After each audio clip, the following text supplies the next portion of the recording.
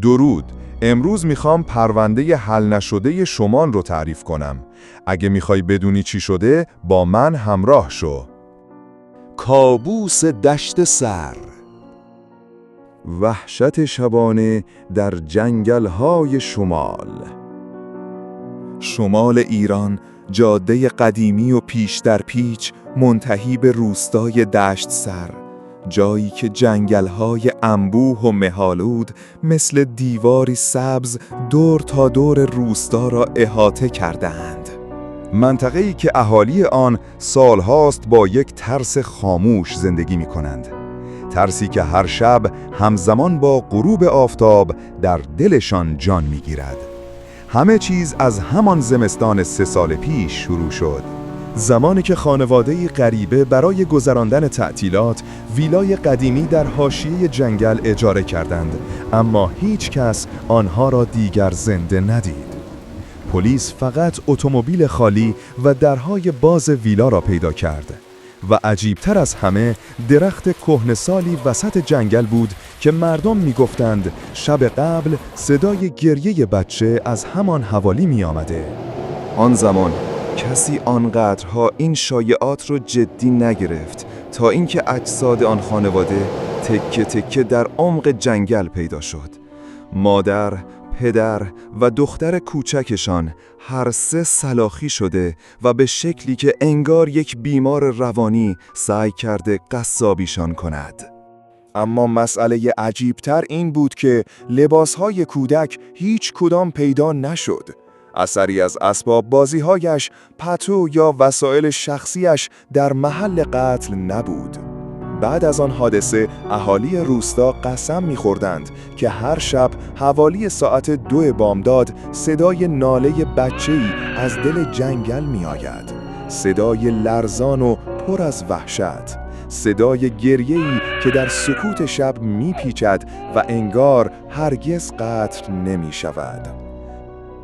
6 ماه بعد 3 شکارچی بومی تصمیم گرفتند شایعه رو پایان دهند. با تفنگ و سگ شکاری در دل شب وارد جنگل شدند. اما تنها چیزی که پیدا شد جسد تکه تکه سگ‌ها بود، بدون هیچ ردی از صاحبانشان. خون، مو و تکه‌های بدن سگ‌ها همه جا پخش بود، اما انگار زمین صاحبانشان را بلیده بود. بعد از آن نیروی انتظامی منطقه و تیم‌های امداد وارد عمل شدند، اما هیچ چیز پیدا نکردند. نه ردی، نه جسدی، نه سرنخی. فقط همان صدای گریه یک کودک که در تاریکی شب مثل خنجر روح آدم را می شکافت. کم کم آن قسمت جنگل معروف شد. کسی جرأت نزدیک شدن نداشت. ویلاهای اطراف متروکه شدند. حتی چوپانها و کشاورزان هم ترجیح می‌دادند شب هنگام از آن مسیر رد نشوند. 1 ماه پیش جسد یک دختر دانشجوی تهرانی که برای سفر به شمال آمده بود پیدا شد. بدنش مثل قربانی‌های طبلی وحشیانه تکه تکه شده بود.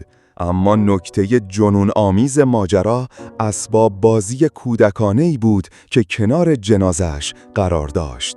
یک عروسک پارچه‌ای پاره پاره که لبهایش با نخ دوخته شده بود و روی پیشانیش با خون نوشته بود: من هنوز اینجام. کارشناسان پلیس بررسی کردند. هیچ ردپایی، هیچ اثر انگشتی، هیچ دی مطابقت دهنده ای نبود. انگار قاتل مثل یک روح در جنگل میچرخید و قربانی میگرفت. افسانه بچه نفرین شده دوباره زنده شد. میگویند آن جنگل سالها پیش محل زندگی مردی روانی بود. قصاب بیرحمی که به جرم قتل و تکه کردن اجساد اعدام شد. اما مردم میگفتند او قبل از دستگیری پسر کوچکش را در جنگل رها کرده و آن بچه هیچ وقت پیدا نشد. افسانه روستا این است که بچه در دل جنگل بزرگ شد، مثل یک حیوان یا مثل هیولا، و حالا در تاریکی روحش یا شاید جسمش هنوز زنده است و انتقام میگیرد. صدای گریه‌ای که میشنوند صدای همان بچه است. پلیس هشدار داده شبها نزدیک جنگل نشوند، اما قربانی‌ها تمام نمی‌شود.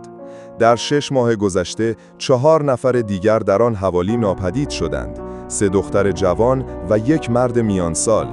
هیچ اثر و نشانه ای از آنها نبود، فقط همان صدای گریه کودک که انگار از اعماق جهنم می آید. و هر بار دقیقاً بعد از شنیده شدن آن صدا 1 نفر دیگر ناپدید یا جنازه‌ای پیدا می شود. و حالا مردم منطقه یک جمله را زمزمه می کنند: وقتی صدای گریه بچه را شنیدی، بدان که دیگه خیلی دیره.